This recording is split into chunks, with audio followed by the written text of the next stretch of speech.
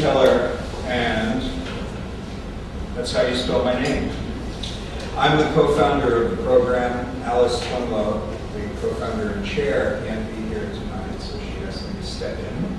And welcome you all to this first of the spring lecture series. And to let you know what's happening in the subsequent weeks, Michael Kimmelman, Starley Klein, Menace Lee, Meredith Tenor, Witold Rovichinsky, Citra Wilson, Michael Meredith, Damon Rich, and eventually Everything, which is the conference for the MFA Design Crit students for 2012 at the SVA Theater. This lecture series is selected by the first-year students of the MFA program and will be moderated by the students. I want to just put in a pitch for this new summer program that DCRIT has started for writers, storytellers, researchers, thinkers. Everybody thinks, so come to the program. The faculty and lecturers will include Alice Twemlow, Julie Lasky, Adam Harrison Levy, Jeff Manoff, Paul Lucas, Mimi Ziegler, and me. For those who care, it's 2 undergraduate credits are being offered, and it is June 18th to 29th, and we'll be in this space, so I hope some of you here will attend. And I am happy to introduce the 2 students who have selected today's speaker. Tiffany Lambert will give the introduction, and Amanda Valance will be the Q&A moderator, so please welcome them.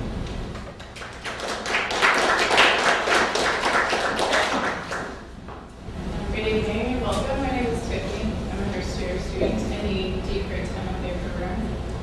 And tonight, I'm so pleased to introduce our guest lecturer, Jonathan Olivares. Jonathan is an anomaly on the design scene. Too often, product designers are celebrated as aesthetic stylists, neglecting the bigger picture. Jonathan tackles larger questions through his investigative and analytical working process, expanding the profession rather than providing a limited portrayal of its potential. Such a considered approach to design reestablishes criteria for the discipline. Jonathan aims to assert intelligent and interdisciplinary thinking into design, fueling the discussion through his written works for Appartamento and Domus, among other publications. He questions design-related decisions with conceptual exhibitions like that of his forthcoming collaboration with the Nouveau Musée National Monaco, a library workshop and multi-purpose social space scheduled to open in April 2012. Jonathan's thoughtful and rigorous approach is concerned with the real needs of people and the social structures in which culture exists. We are very pleased to have Jonathan here with us tonight to discuss his process through a sampling of his office's projects. So please help me in giving a very warm welcome to Jonathan Olivares.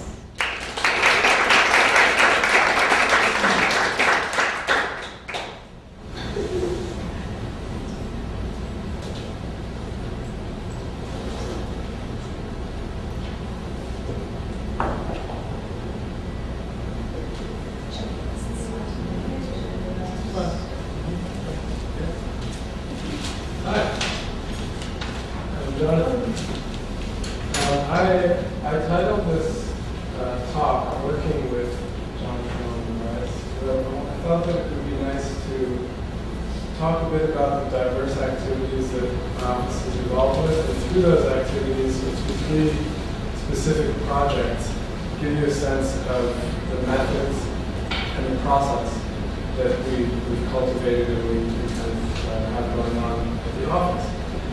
And the methods and the process are one aspect that I think you'll get. The other is the kind of scope and aims of the office. And these things sort of work hand in hand to continuously define each other. The working methods adapt and shift as we change our goals and our aims, and the aims also shift and adapt based on the working methods. So the office is I started the office with this idea that we would work on a few different things. One being objects that we could hold. Another being objects and places that you had to walk through, or that you had to sort of, I about it in terms of like these objects and then these objects, like the inward things and outward things. And so exhibitions, interiors, pieces of furniture that are too large or larger, and then things that are small.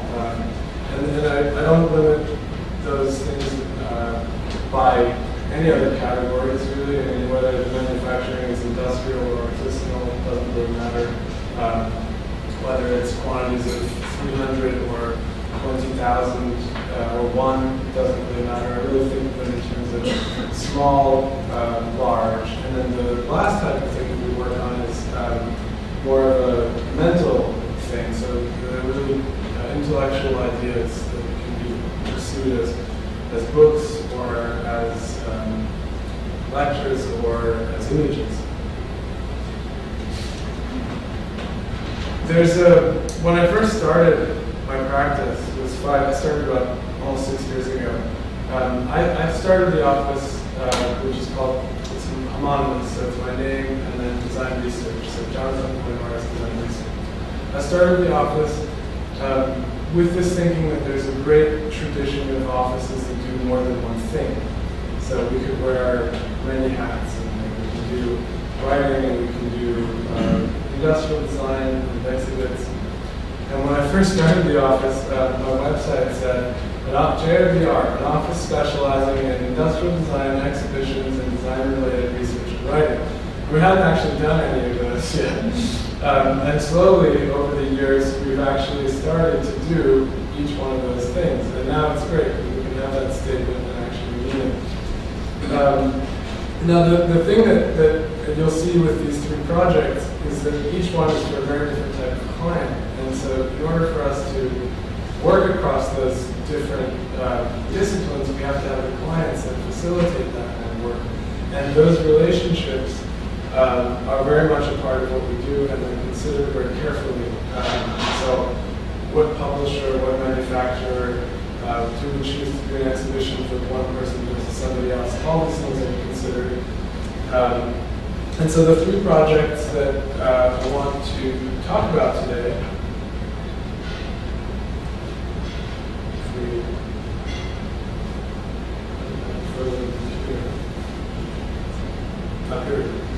three projects. One is a book, one is an exhibition, and the other is a piece of industrial design, or a couple pieces of industrial design. The book is the first book we've done. It's a Taxonomy of Office Chairs, published last year by Phaidon Press. It was a project that spanned approximately 4 years. It started with this realization that design history is never treated in any other way aside from the design history canon, which is a cultural canon. And we thought maybe we should treat design history through another type of lens, another canon. Let's look at it scientifically and categorically. And so these plant taxonomies from, like I looked at these plant taxonomies, this Hortus Cliffordiana 1737, I think it's the first plant taxonomy. We looked at that and we thought, why can't we study design in that way, that morphological way? You know, as an industrial designer, this need sort of came about as I was starting the industrial design practice, where we realized we don't have, like, you know, you can go to 1,000 chairs, but the comments and it's arranged chronologically, and the comments are very subjective, coming from, you know, they're talking about why the chair is interesting, but they're not talking about what is the chair. So we decided to study the office chair, and this book could have been about anything. It could have been about toaster ovens or bottle openers or automobiles, but the office chair seemed a relevant subject matter because of its complexity. It has lots of parts, complex movement mechanism, and then it's easy to relate to an office chair. It wasn't like we were doing a taxonomy of engineering components. People live with office chairs, they understand them. So we got that duality of, on the one hand, simplicity, on the other hand, rich technical history. So we dove right into the process, and the project was, you know, after the first month of working on it, I realized very quickly that a project like this could not be done without some degree of corporate funding. So I approached Knoll, which is the New York furniture manufacturer, and they gave us a kind of research grant for the better part of 2 years. And that grant allowed me to travel to meet office chair designers, most importantly, because they're the ones that really can tell you the nuts and bolts of what was actually happening. And museum curators, archives where you can find older office chairs from from the 1800s. We started the book in 1850 because that is when the office chair archetype was created. Prior to 1850, no one had put a wheel on the chair, and no one was making. Westward Railroad expansion was actually the key kind of cultural moment that required office chairs. Before you had Westward Railroad expansion, everyone worked essentially for themselves. There was no management.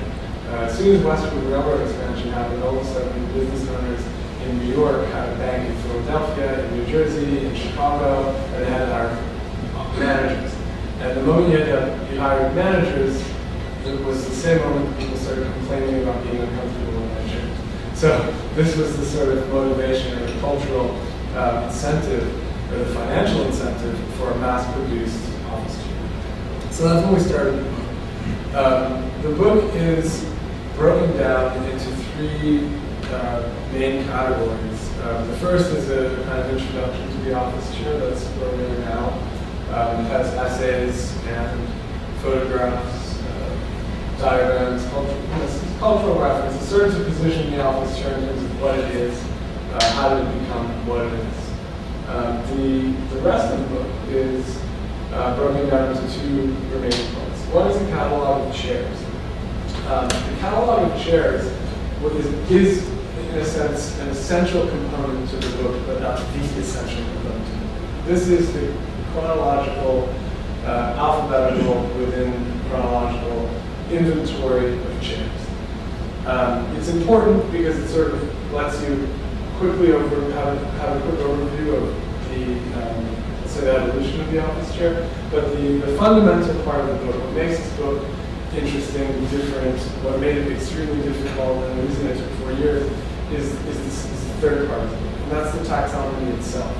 So let's say that you're interested in this chair's armrest, or rather this chair's armrest. Let's say I wanted to know why that chair had, or rather, let's say why did that chair have the headrest that it has? Well, it shoots you a page number, you can flip to that page, and all of a sudden you find yourself in the headrest chapter under this section called panel and upholstery. These are headrests that were constructed with a firm panel covered with upholstery. And we go through all of the variations, all of the, let's say, the novel variations that have happened from 1850 to now. And so all of a sudden you get to place, if you're trying to understand that chair's headrest, and the project largely came about like that. I was at the Cooper Hewitt Design Biennial in 2006. I was a trained industrial designer at that point. I had some professional experience, and I came across Niels de Vriend's Phaidon chair. It's the human scale design. And I was looking at it, particularly at the movement mechanism and the armrest, and I just couldn't conceive of how or why they looked the way they did. And I sort of understood that they went up and down, but I didn't know what's the cause of that archetype. How did that chair get to look the way it looked? And so by devising the taxonomy, we're able to look at the history of every part and sort of place that part within its own history. And sometimes an armrest from one chair, or a backrest from here we are, the headrest structure, right? So the structure that upholds the headrest is actually different than the cushion. And that sits in this in a chapter called Broad Connection to Backrest. So all of a sudden I can place that amidst the history of chair headrests that connect to backrests along a broad connection. So for an industrial designer, this is an essential tool to understanding the history of, rather than working on assumptions. Basically the book is an assumption busting. It's like, rather than working on the assumption that armrests look like this, we can say, no, armrests don't have to look like that because they also look like this and like that. There are single stem armrests, double stem armrests, armrests connected to the backrest and the seat, armrests that come directly from the seat, armrests that can't be from the backrest. And so this whole, basically the taxonomy allows you to browse that. And you're constantly, if you are interested in a particular chair, you're given this opportunity to flip back and forth between the taxonomy and the catalog of chairs. So here we end up in the casters section. So every part of the chair, from the headrest to the backrest to the lumbar support, the armrest, the seat, the mechanism, the stem, and the base of the casters are all inventoried in the catalog. And we try to have it be as comprehensive and thorough as possible. The last section of the book that's part of the taxonomy, but a little bit different in the sense that it's not describing individual components, is the movement chapter. In the movement chapter, we broke down the 10 fundamentally different ways that office chairs have moved since the beginning of the office chair. So they're similar but different, and they're surprisingly enough, after hundreds of thousands of chairs, there are really only 10 fundamentally different ways that a chair can move. So the compiling this research was, it was mostly in oral history, which is also interesting because companies don't keep records. Engineers, as soon as a company goes out of business, its knowledgeable employees are the first thing to go, and then its catalogs are the second thing to go. So you have a lot of companies just don't have that historical record keeping. Even some of the better companies, out of all the companies we visited, Vitra and Herman Gore were the only that actually have a functioning archive with an employee archivist. All the rest of the companies, it was asking, do you have photos? Sometimes you get some low-res JPEG, other times the designer would send you an image, other times you were able to find the chair on either an auction or in an old catalog. So it was very much like, it was this sort of needle in a haystack process of like, we know that armrest isn't the first one. So how do we find the one that came to be the first central post armrest? And so we would, for all the components, we had these timelines. And we would sort of go back and forth on the timeline until we had placed what we thought was the very first example of a certain type of arm or base. And then we would contact the person who we believe was responsible for that, and we would ask them, is it, to your knowledge, the first, or did you find it from somewhere else? And sometimes they would say, yes, we invented it for this such and such a reason, but other times they'd say, no, we copied ours from so-and-so. So it was very much an oral history in that way. And so I'll sort of, the taxonomy lasts about 200 pages. The illustrations, everyone was hand illustrated, although without an illustrator, this was a very tedious process. But in the end, it kind of lets you navigate around the chair, the highlighted parts of the parts that we're speaking about in the text. Manufacturing technologies are also included, so it's not just saying like, hey, that armrest was a central post, but we're saying, hey, that armrest was a die-cast aluminum central post. And for instance here, like, this is a base quadruple.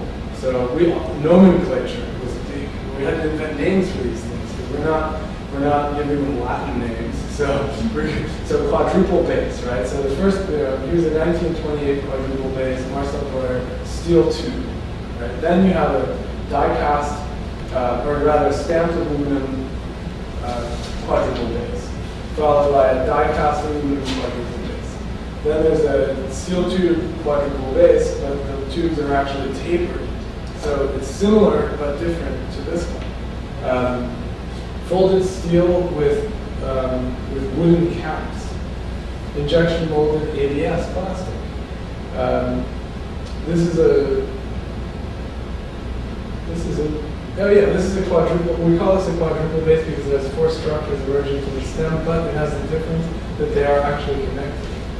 And then you have here solid steel rod, form and welded at the center. So all the variations that we find, we would describe.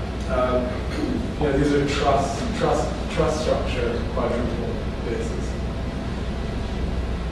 So I think for me the point of this book, aside from being extremely tedious and laborious, the point of the book was really to set a new, to offer a new lens at how to look at design history. I look at the book as a prototype. I'm not, Phaidon was like, great, so when are we doing the taxonomy of coffee tables? Never. It's the first and last taxonomy I would ever be interested in doing. But it was more of a discovery that, hey, there's no taxonomy of a man-made object.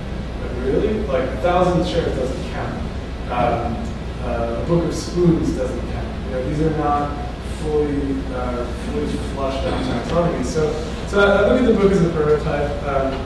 In many instances, I look at a lot of the work we do as a prototype. We a prototype for an exhibition, a prototype for a product. Even though they may be mass-produced, it's still in a way prototypical because we're trying something new and we're trying a new approach. And so the Taxonomy of Office Chairs was a new approach of looking at design history.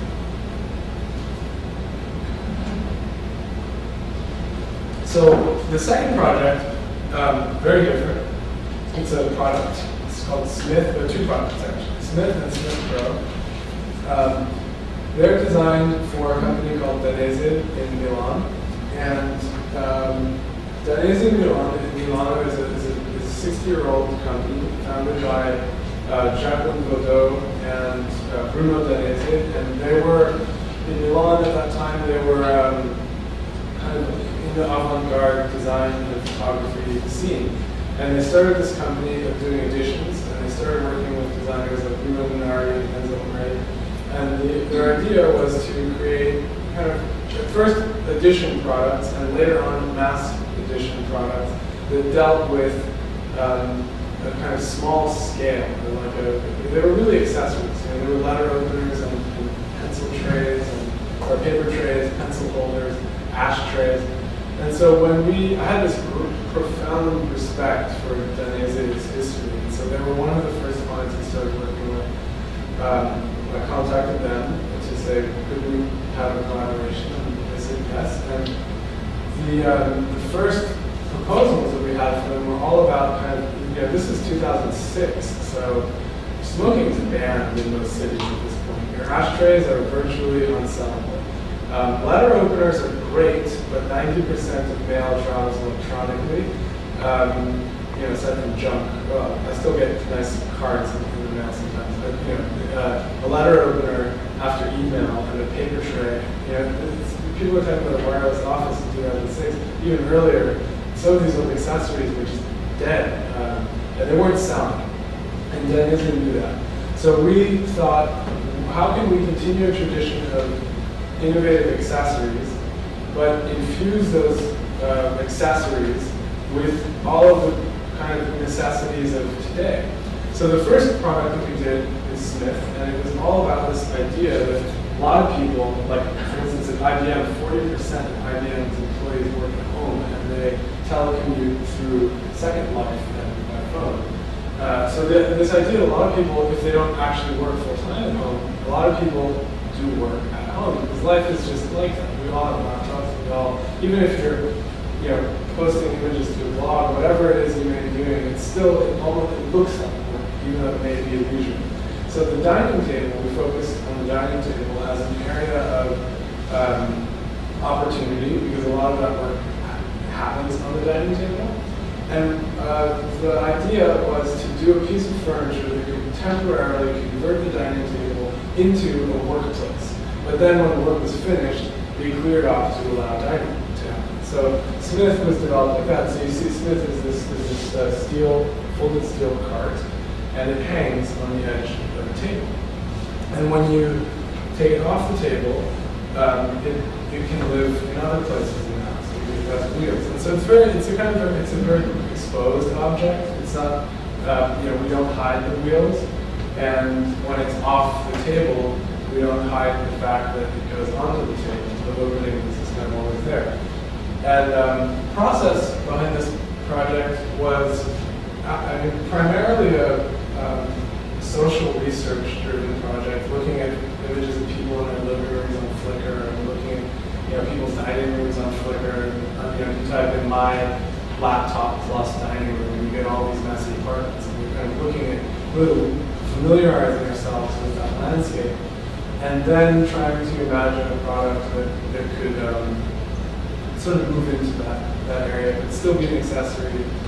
Another interesting requirement, incidentally, was that not only were there type of archetypes, like their products were outdated, but they were all small. And small products, from Danese's perspective, were easily knock-offable in Asia, and therefore can be sold cheaply in Europe. So one of the parts of the brief was that they actually wanted to get a little bit bigger than the small object. All these things sort of come into play in the development of the product. So Smith was, and then folded sheet steel, the first prototype was supposed to be injection molded plastic. That was supposed to be a small die casting mixed with injection molded plastic. And finally, I caved and gave into their easiest, cheapest, fastest production technique, which is laser cut and folded sheet steel. And in the end, I think it worked well. You put this, they do well with the product, and it sort of works with what they already have. The second product we did for them is called Smith Pro, and it's a little bit bigger. It's the same kind of object, but a slightly different object. So about a year after Smith was on the market, they started getting requests from vendors and from their distribution chain that they wanted something that they could actually put in an office. The people who were buying Smith were buying it thinking that it was an office part, or they weren't buying it because it wasn't big enough to be an office part, because it was never intended to be. It was always intended for home use. So Smith Pro is kind of Danese's first attempt to get into offices. But I was very wary of that because they don't typically sell contract office-based furniture. So we kept the spirit of the project very much tied to the home office, which I thought could be a compromise. The home office is when you start to look around, the first thing we discovered was that everyone has a desktop printer. They all end up on tables, the floor, the shelf. There was no pedestal, there was no place for desktop printers. So we sort of played with the proportions of Smith until we got something that would fit the average desktop printer, which incidentally happened to be the same size as a flat screen TV. So you could sort of do multiple things. The scanner is also about this size. In the end, the whole project became about this sort of this other size of electronics. So we had the scanner, we had a printer, we had a flat screen TV. We wanted to do something that sort of let all three of those things work. And so it was really just a proportional change and update. I think the real product was designed and developed where Smith took a full year. Smith Pro took maybe 2 months total. So it was faster pace.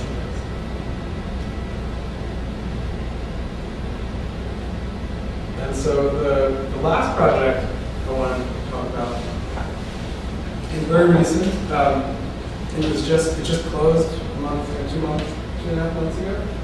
And the Experimento Design Biennial in Lisbon is I think they're 12 years old. They asked us to do an exhibition under this year's theme. The theme of the biennial is useless, which seemed challenging. They asked us to design and curate an exhibition on this theme for their National Design Museum in downtown Lisbon.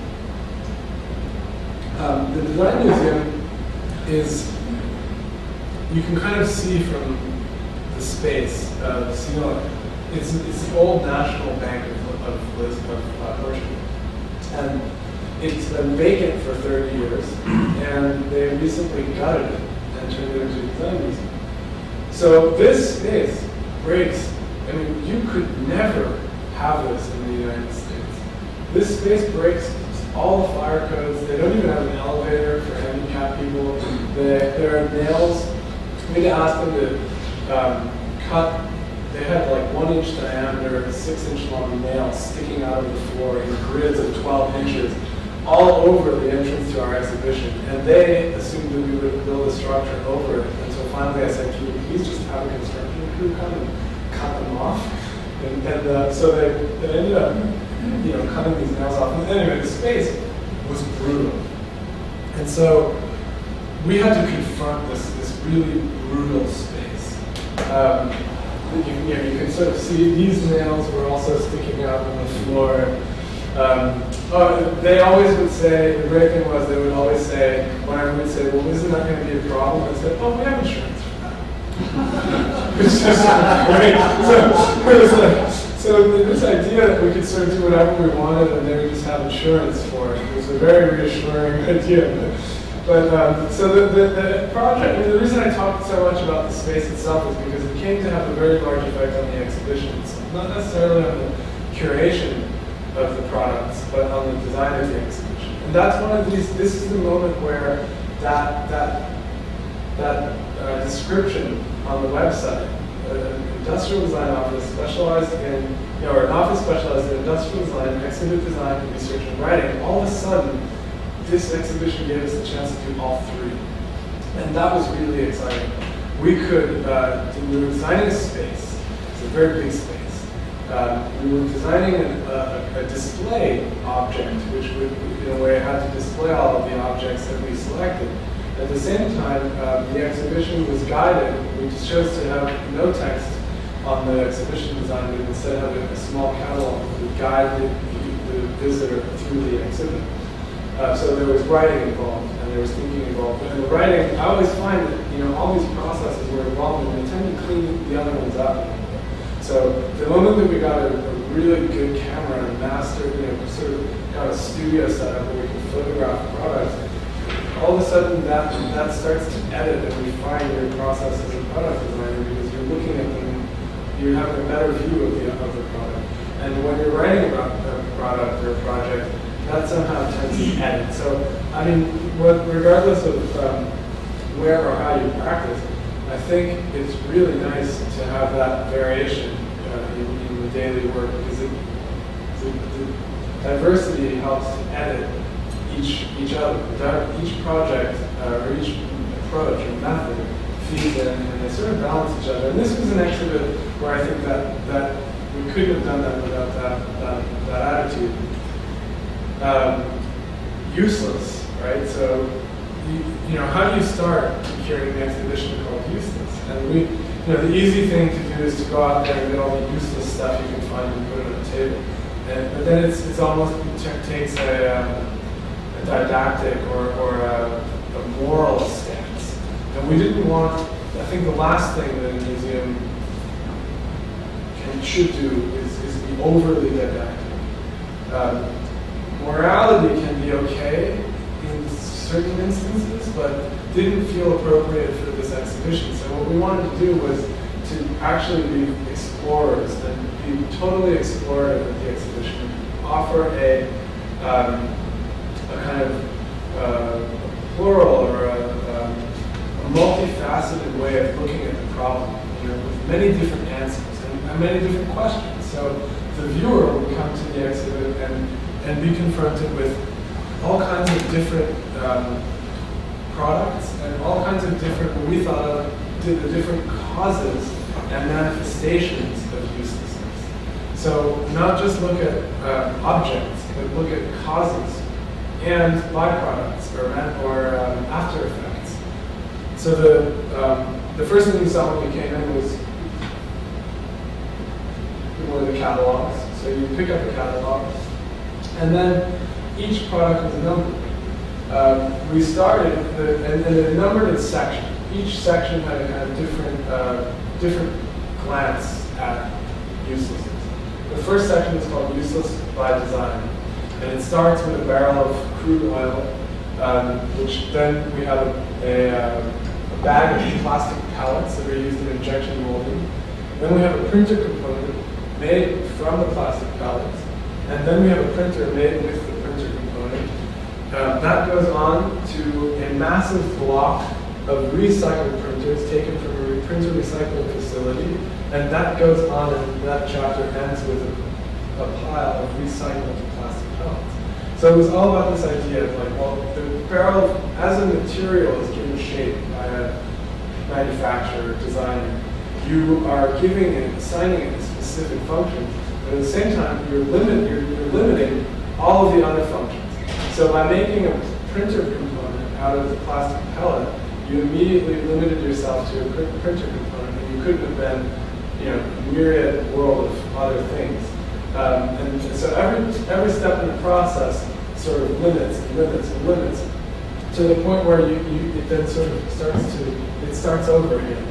Again, with the recycled plastic pellets that have been ground from the printers, you have the opportunity to do something again. So it's kind of this idea that if uselessness is, or rather the uselessness is definitely caused by the processes and decisions brought to bear on a given product. So you sort of assign a function, you immediately de-assign all the other functions. The next chapter, anyway, dealt with this idea of kind of who is the viewer. I think we called it. It's like uselessness is in the eye of the beholder, or in the hands of the beholder. So if you don't know how to use surgical blades, they are useless. But if you do know how to use surgical blades, they are the height of useful. Couldn't be more useful than some of them in the hands of a surgeon. You're saving lives. This is what society thinks is the most useful activity. And then we didn't want to we wanted to show how that same principle applies to a very different kind of context. So we have golf balls. So they're basically the same thing, just a lot bigger and clumsier. But displayed side by side, the surgical blades and golf balls, they had a real, there was a dynamic between those two sets of objects. And you can sense their similarities and their differences, but both are useless unless you know how to use them. So another thing that, I haven't really spoken about this yet, but we're confronted with this aggressive space, and we came at it with an aggressive design, an aggressive exhibition design. So the table, it's 40 meters long, it's half the length of a football field, and the objects are placed far enough from arm's reach that we won't worry that we didn't have to have any do not touch signs. Then the great thing that happened as we were designing the exhibit was we were like, well, we have this big display table, and we have this book, and we sort of had it mocked up in the office. Well, then wouldn't it be nice to sit and read?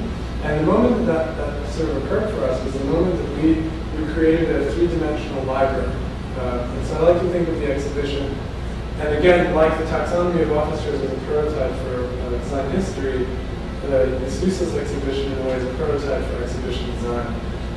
Particularly in design museums, where I think there's a tendency to pedestalize and a tendency to create distance. And I always look at, I'm sure probably most of you went to the shop Moss.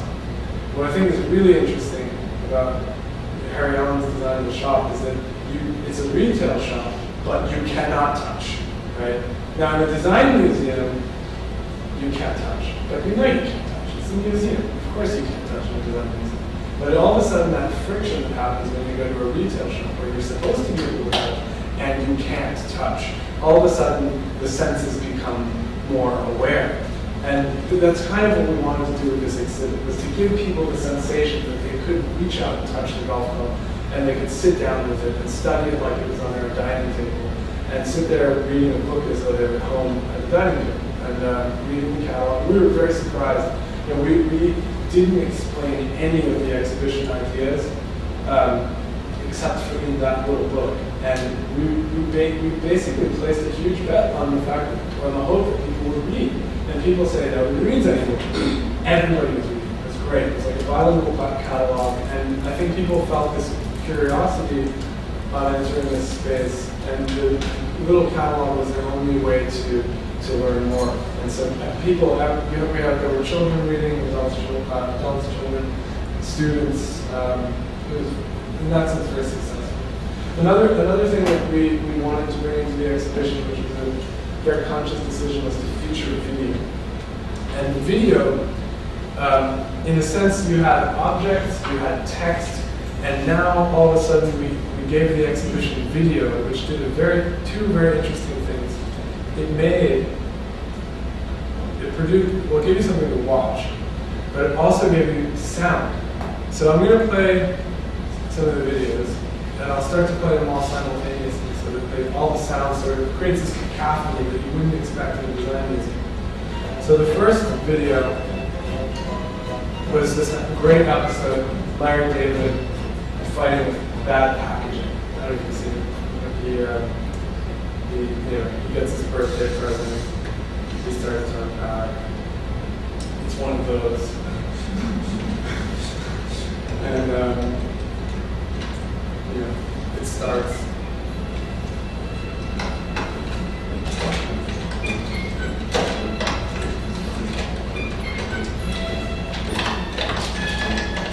So of course, to the theme of uselessness, one is the packaging.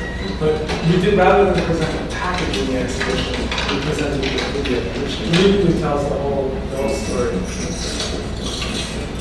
Another video we had is a 1991 skate video. This was played. It's Larry David's screen. So the skate video with the music, Larry David screaming, and then this third show, that's Hey everybody, welcome back to the live edition of Let's Exercise and Let's Make Blended Drinks tonight, and we're taking your calls. All these wonderful things that we can do all at the same time. Yes, I'm your host, John Gilda, and call that number. And in the meantime, we're going to have a team, we're going to do some exercising, and of course, we're going to make some really blended drinks. You're running and doing a lot of exercise. a combination of all those activities. Concern yourself with healthy kind of things. And so we got some wonderful healthy things here today. Banana and an orange. I got some lemonade. Obsolescence was something we touched on. 1970s, already, Centro Diseño typewriter. Both have keyboard keys, different color than the board that they're on. Both have so many similarities, but yet one is completely useless and the other is a highly useful this year. And then, it was all about this idea of things becoming obsolete, but they're not always obsolete because they're beginning to connect to which is these dolls from the porcelain manufacturer, they haven't changed the design in 300 years, and they're hand painted, and they've been hand painted in the same factory since the beginning, and they have no purpose whatsoever aside from from being beautifully crafted. And so some of those dolls sit around. And so, on the one hand, we were really taking a shot at some of these things, and the other, we're really embracing others and saying, isn't this nice? Next to Larry David's video, we have surveillance tapes from Walmart. And that was an interesting juxtaposition, this idea of the packaging is very functional in Walmart, where it's preventing theft, but it's absolutely useless when you bring it home. And so these two videos are both speaking about the same packaging and the different contexts. How an object changes context, immediately it's useless. What worked really well over here can't possibly work over here.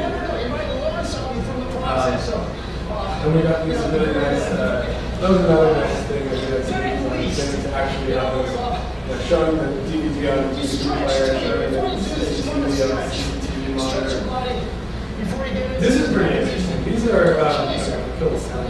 But anyway, we have this sense that in this show there was sound, and we left all the windows open to the city, so you hear cars beeping and the sounds of the city. These stools, really interesting example of uselessness.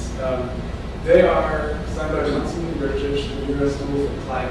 These are the stools that get done in between colors. So this one, for instance, when they're making white, and then they want to change to make orange, they have to inject a few of these hybrids before they can get the mold to actually pump out pure orange chairs.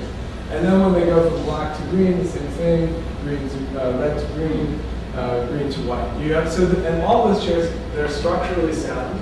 They are identical to the colored ones, aside from the fact that they're multicolored, and they immediately go to the recycling bin. Right from the production line straight to the recycling bin. And so something about that, like this necessary evil that comes with product design. We want, we could have had like offcuts, right, from laser cut sheet metal, or we could have had like wooden scraps from a wood factory. But this seems so much more contemporary in a way. Like they're very unexpected. They look like tropical fish. They're even more, I think, more beautiful than the actual stools themselves. And they get thrown away immediately. And so it's this idea that somehow, in order to, it's really cliche to say, to make an omelet you have to break some eggs, but really to make a Eurostool you have to make these useless, multicolored stools. And that seems weird considering how advanced technology is. You still have that. That great juxtaposition with that, always, actually, when we were first designing the exhibition, we really wanted to do the entire exhibition as an aisle from Walmart. So you would basically walk down the aisle and see all the products on display. Again, going back to this kind of playing with that idea that you're in a retail shop. But in the end, the idea wasn't really that great. We didn't use it. We put a piece of the aisle on display. So we wanted to show not just toothbrushes, but actually the toothbrush aisle. And that's how it was labeled in the catalog. And so the toothbrush aisle, hundreds of different brushes, all different colors, all different shapes, all the same purpose. The epitome of useless variation in market competition creates oversaturated markets. And right next to it, we've got in touch with C, the organization that collects trash from the gyres, the garbage gyres in the oceans. And they sent us a box of garbage from gyres. And in there were a few toothbrushes. So before the gyre breaks the plastic down into plastic pellets, sort of on the outskirt of the gyre, you find old plastic products. And the juxtaposition was really bleak. But there was this sort of fantastic plastic color thing going on between the stools, the trash, and the toothbrushes. And again, the whole thing is the side effects, the negative side effects of what we think of as useful things. Going with that same idea of side effects, we thought we would find sort of domino effect of uselessness. Like we had the realization through the research that oftentimes uselessness spreads like fire. Like if one thing turns useless, all the things around it immediately go useless. And these are two really good examples of that. A refrigerator and a Kleenex box. So in the refrigerator is the most complex scientific, chemical processing, explosions are happening in there. I mean, it's a real work of engineering and science, the refrigerator. There's a combustion engine that's spreading the cooling agents along a track, which air is blown against the cooling tubes. The air is blown into the refrigerator. All this is sort of creates this ecosystem here, right? Now, one of those things breaks. Just one component breaks, and it sets off this domino chain reaction across the whole product. And now, all of a sudden, a cubic centimeter blows, and your 2 cubic meter refrigerator is now trash. So that was this interesting idea of how one thing goes wrong and you kind of create a domino effect of maybe larger infrastructure. The Kleenex is similar, but different. And we said, a little box of Kleenex requires a huge infrastructure of marketing teams, product engineers, factories, graphic designers, CFOs, CEOs, accounting firms, lawyers, shipping cargo companies. Imagine millions, hundreds of thousands of people working to bring you your box of Kleenex. Now, for a moment, imagine that all of that effort is in vain and that the end product is a useless piece of junk, which I have in personal opinion think Kleenex is. Then all of a sudden that would imply that all those people are working for nothing. And so we don't actually say in the catalog, we don't actually say Kleenex is useful. We just say, just imagine for a moment that it were really useless, or useful, that it were useless. Then all that effort, that gargantuan effort brought to bear on this one product is then also useless. So again, it's more about the causes. The exhibition is really about the causes, the manifestations. So John Kilduff, the host of Let's Paint TV. Let's Paint TV is an LA Public TV show, or was an LA Public TV show. And the host is basically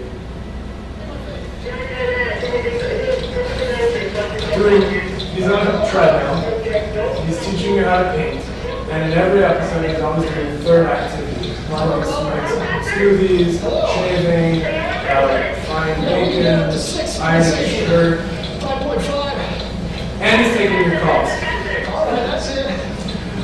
And he does all of the activities horribly wonderful. Like, he's not good at painting, he's not good at making blended drinks, he's not good at running, he's totally out of shape, and he's not even holding coherent conversations. So we thought that was kind of all very useless, and that this idea that too many activities happening all at the same time can render all of the activities useless. We were then very surprised to discover this product, which is the steel case walk station. It's a product made by the largest furniture manufacturer in the United States, which allows you to sit at a computer station, taking calls and sending emails while you do exercise.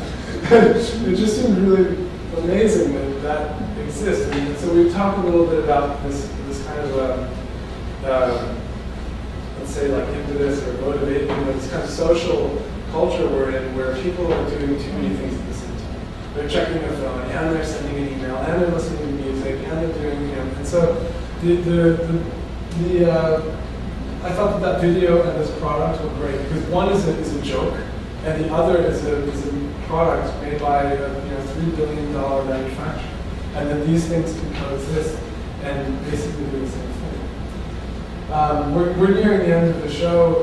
We had every single design magazine we could get, all the September 2011 issues, and we didn't say that it's useless, but we just said that potentially all of this media sort of propels design in ways that, maybe excessive ways. Why are there 85 design magazines? There's only like 7 or 8 golf magazines. It's a much more popular sport, or it's a very popular sport. So it was just strange to us that design somehow had so much media, and that the quality. I've been interviewed by enough of these magazines to know that the quality of the writing at 80% of them is not equivalent to a high school newspaper. So how does that volume of really mediocre journalism justify itself and hold some weight? And in that same spirit of variation, we have hubcaps out coming from Audi. They're all for the same model car, or rather Volvo. They're all for the same model Volvo. They're all the same diameter, but they all have slightly different geometry.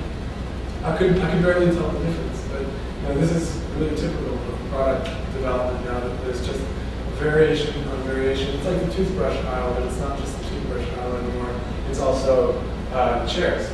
So these are Cartel, Ronaldo, and Sedges chairs, all Italian companies, all making chairs with the same material, the only difference being an aesthetic variation. So one may be more comfortable, one may be more beautiful. We don't really say, and I don't really care. The interesting thing is that there are so many of essentially the same thing. And then we finished the exhibition on the same note, but with this rack of American Apparel t-shirts, all ladies, size medium, different colors, all of them. So the whole gamut of color coming from American Apparel. And we said that in the catalog, we said, well, the niceties in life are not necessarily necessities. And so does the world need 80 colors of the same t-shirt? No. But is it nice to have that option? Yes. So, and so The exhibit, we really, it's not a didactic thing. We tried very hard to do things open and to allow the visitor who would sit in the show and read the catalog and view the space. And we wanted discussion. We wanted to be loud so that when people spoke to each other, they actually had to raise their voice, which breaks that what you'd expect. You know, design exhibitions are always more fun at the opening than they are when we go on Sunday. So we wanted to create that environment where we had music, different stimulation, and we were asking different questions. I don't know actually if we posed any answers, but that was also part of the intent, was to create a discussion around these systems. And this was great. I mean, 3 kids reading, okay, they're mostly watching the TV, but she's reading. And that's great. Like the idea that children would go to the design exhibition and read this catalog, I think it was an achievement for us. How many visitors do you have altogether? They estimate, I think, like 30,000 visitors throughout the course of the exhibition. I think we printed 35,000 of the catalog so that they could move around. And I don't think they would. But it was great. I mean, I think that this kind of the catalog prompts with dialogue, and it was nice. I don't know if there's this photo here, but people really made the table their own. There was no, it's not in these photos, but there were for instance, like people would drop their bag on the table. Like people would put their bag on the table, sit down, read. It was very informal, and I think that, like I said earlier, just like the Taxonomy of Office Chairs, this exhibition was really all about breaking formats, and creating a kind of trying to take the content, take the space, to put all of that together and then come out on the other end with something that offered a new way of viewing, discussing, watching the work itself. Where did you get the mural skills? Plank, the manufacturer. Yes. I worked in Constantine Gurgis' office after my studies, and I knew that those existed. So Constantine was helpful in getting those. But they were very careful about doing them back afterwards. I wanted them. You kind of want this. Yeah, this is.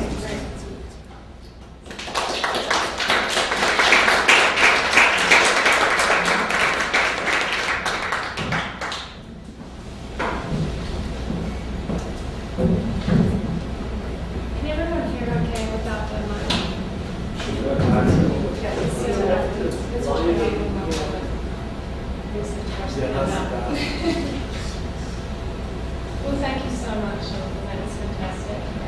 I'm Amanda Balance, and I'm a first-year student here at Decred.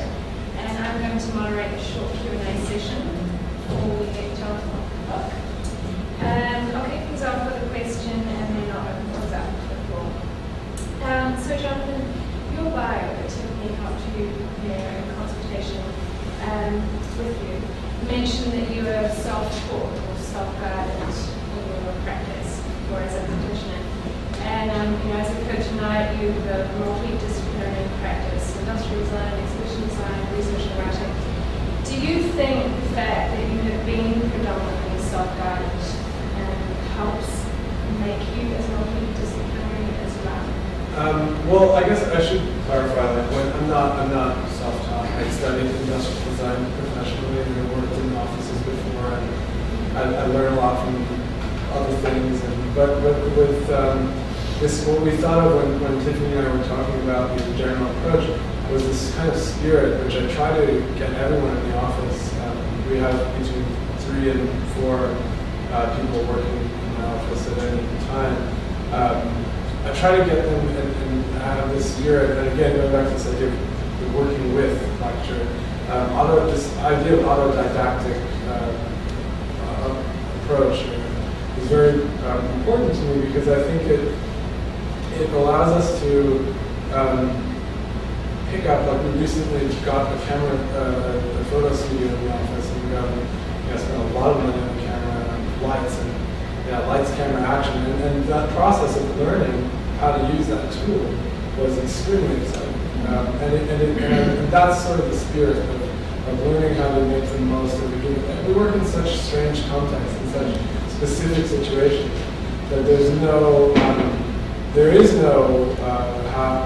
standard standard way of doing it, and if there were, I certainly would be interested. So it's always about sort of adapting and being specific to a certain situation, and yeah, being autodidactic enough to really feel the situation for yourself and then make a decision. And I like what you said that then helps you get at other areas.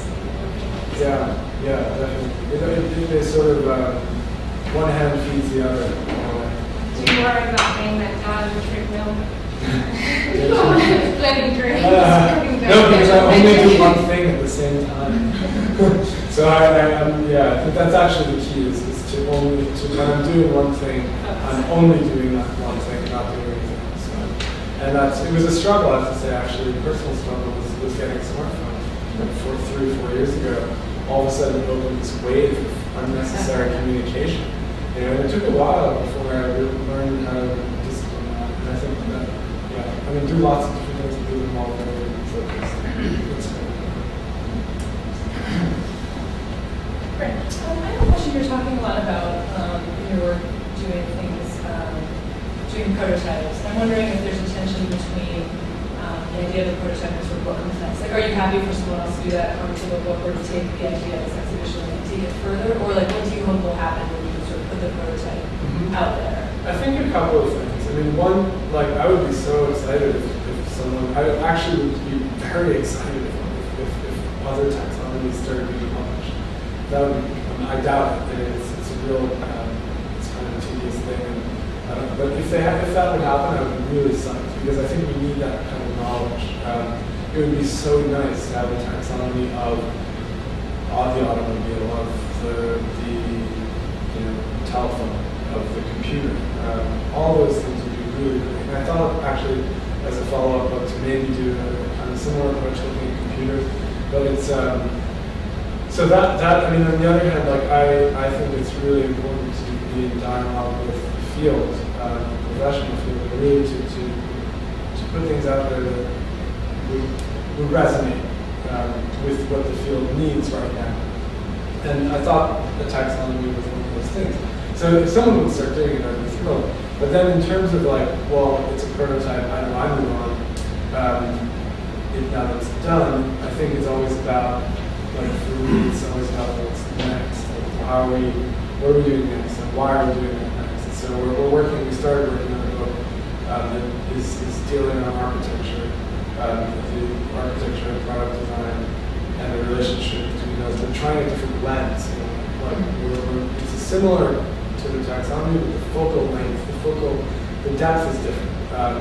So it's yeah. And I think with exhibitions, you never have the opportunity to immediately follow up on an exhibition because they don't come very often, unless you're doing, we don't do that many, and we have that chance. But I think we've been working up to that idea with previous projects and proposals, unrealized proposals, thinking of things that we pitched to museums that were not taken.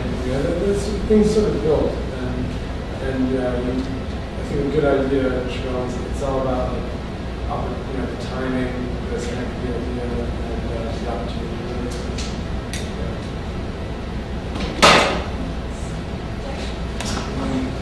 How many projects is your office typically working on at any given time? We used to be one, then it was 2 or 3. At some point 9 months ago, it was like 7 or 8, and we actually hit system failure in September. We were doing badly on all 9 or 8 projects. We were behind schedule on 3. 2 were just looking bad. Another one was canceled. We canceled it basically. And so after that point, I created. We sort of did a kind of like a war board for the office in a way, where you really have every project outlined in space with all the upcoming deliverables visible for everyone to see. And I came to the conclusion after all that if you have, there's a difference in the office between interns and long-term staff, people who've been with me for 2 or 3 years. Long-term staff can handle as much as I can handle. I can handle just on my own shoulders 3 projects at one time. So they can probably handle 2 because they're not jumping around into, or maybe, So I think we can, and when you do the math like that, it's basically like 6 to 9 projects is the maximum, but you have to have the full-time staff to do it. So it was wild. We realized there's a real limit to how much you can do. Now we're on the down end of that, and we're going to soon be at like 3 projects again, 4. I think that's where I'd happily keep it for a while. Of course, little things come up, like 500 word text for some. That's something we do on the weekend. But the real big weighty project, I think it's like everyone has you have to have immigration, of course, but I found mine. It's if you respect that. And you spoke to this a little bit, but how do you go about soliciting new work? Is it systematic at all, or? It's fairly systematic, fairly happenstance. So it's sort of luck plus what you want, and then of course you have to. I vet a lot. There's a lot of things that come across my desk that I just say no thanks, and then you have to be careful and know that. I always do this diagram of clients on the left-hand side and products or projects on the right-hand side. And the first time that a client appears on the left-hand side is the only time that they can appear on the list. Projects can appear for as many projects there are. So what happens is when we start to connect the client with the project is first you get a horizontal line for a client, first project. Then the second project you get a diagonal line. The more time goes by, the longer the line starts to go. And those are the kind of clients we really want to work with. Almost a vertical line, so that the older you're working, so that way you have not only it's easier to work with an older client, but you can sort of, I imagine at a certain point it could get boring. I have no idea until we get in the office when I'm 6 years old. But I like that idea of working with the same company, same publisher, same whatever. But we wrote letters and received replies. So if you're looking, I think companies, it's people always forget that you can really just contact a company and say, hey, I like what you do, and chances are they will say yes to meeting you, and if things really, if it makes sense, then we can work. So that works. You excoriated the condition of the exhibition space you were confronted with in Lisbon. But if you had been presented with a pristine and beautiful and convenient exposition space, wouldn't that have robbed you of the wonderful sense of triumphal virtuosity that you were able to mount a successful exhibition? Absolutely, yeah. I think it was absolutely. I mean, it was amazing really to work in that kind of place where, we'll just the mail's sticking out of the floor. We'll just get insurance. So I didn't know. And this was on the 6th floor of a building with no elevator. So, I asked, what about handicapped people? And they just shrugged. It was like, but absolutely, the space was amazing. And I think in a clean, white, clean space, we could never have had that impact. And the depth of the space was amazing. I mean, that's what really, when I did a site visit in June, the exhibit opened in October, and when those photos, when you're standing at the end of that space, the perspective on those columns was great. So we just had this deep space. And the football field, it was half the length of a football field, which is a good length. It's like long, but not too long. I think a football field would actually be too much. And half the length was good. But I like those kind of challenges. Yeah. The book about the evolution of the chair is fascinating, the office chair. So it's basically an idea that you had in mind when you approached the publisher, science, and can I buy it in a bookstore or Amazon? Yeah, it's. So I have a question. Did you also evaluate comfort, ergonomics, or is more from the mechanic evolution? The taxonomy.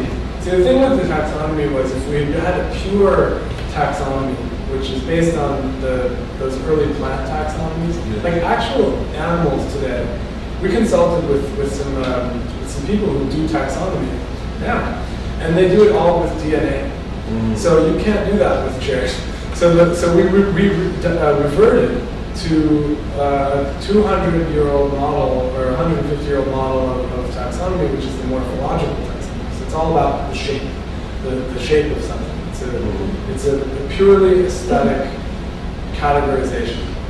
And if we'd stuck to that, we could have excluded all information about the chair. But we obviously it was important for us to not, we would have missed the opportunity to really create the first comprehensive book about an office chair. So within the taxonomical structure, we described a lot of that.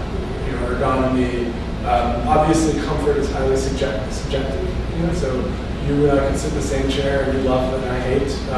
So we never really said this is the most comfortable. We did say, for instance, that this molded polyurethane foam cushion was the first of its kind, and it was contoured around the human body, and it was intended to sort of form or adhere to the lumbar region of the backrest.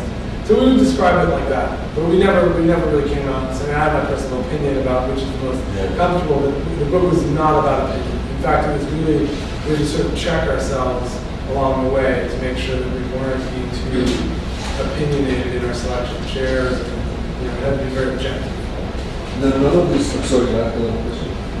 None of these companies that's mastering office chairs had a research about the history of the office chair or any exhibits done. I mean, it's surprising it's such a common object and surprisingly nobody actually came up with it. No, I mean, it's bizarre. There's not a single book on office chairs specifically. There are a couple books on like an individual chair. Like there's a book about the FS chair from Knoll. There's a small book about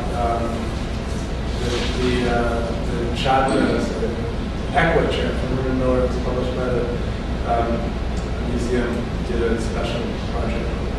And then you'd find company's book, which was all about their chairs. So Herman Miller has a book about their chairs, and Knoll has a book about their chairs, and Vitra has books about their chairs, but it was always separated. And so we were the compilers. There was a book in the 80s called Office Furniture, but it was quite selective. It was only about 1980s office furniture, so you didn't have such a broad scope. I mean, if you wanted to find out about 1850s chairs, you had to go to the antique books. And you couldn't get that in a design book. You look at antique books. So it was kind of stringing together all these different threads. Fascinating. Can I take one more? Any students that As far as a slight sidestep, when it comes to restaurant chairs, I have read that in certain types of restaurants that count on high turnover, they will purposely select chairs so that the customers can't be too comfortable in them. In the office environment, given the history that we looked at, in changing the materials of the chair over time, were there any reasons for that you came across, such as scarcity of material or cost? And also, as far as for an office worker, the idea is to get the work done. Was there anything that you came across in the changing of the design to facilitate for the work to get done? Would a chair perhaps keep the worker more alert in how they sat in it? Yeah, I think the office chair is a mirror towards the society's attitude about what work looks like. So in the 20s, chairs were, stiff, all of them, and except for the president, his chair and his cigar and his desk were, 1920, this sort of plush leather thing. But everybody else sat on these wooden desk chairs. They're called desk chairs. And then in the 1970s, post, let's say the generation that was coming into the workplace in the 1970s was the same generation that fought for consumer rights. Ralph Nader, this kind of attitude that the consumer should be protected from the manufacturer. and that the workplace should be healthy, and that work should be healthy. And therefore, that the chairs began to, ergonomics was born as a field.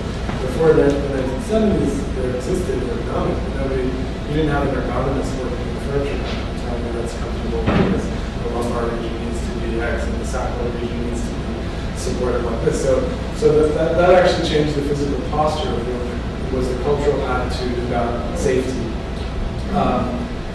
Then, if you think about the computer's effect, I mean, now most office chairs now, they have a movement mechanism that sinks, that the chair actually sinks down as the backrest component. So you go from here to like, imagine my rear is moving down to a posture that's here. And so, that posture comes from the Aeron chair. And those guys who designed that, they were hanging out in the early 80s with programmers working in Silicon Valley. So those programmers were sitting in lazy boy chairs with the keyboard on their lap, staring at the computer screen, just doing everything with commands. And these guys didn't even use a mouse. They were just like clacking away. And so that posture is all about sitting in front of a computer for 8 hours a day. And now, recently, other mechanisms, they're really starting early in the mid-90s, other mechanisms that sort of lift you a little bit. Instead of having you sink back and down, they sort of lift your rear and open up the angle between your legs and your torso.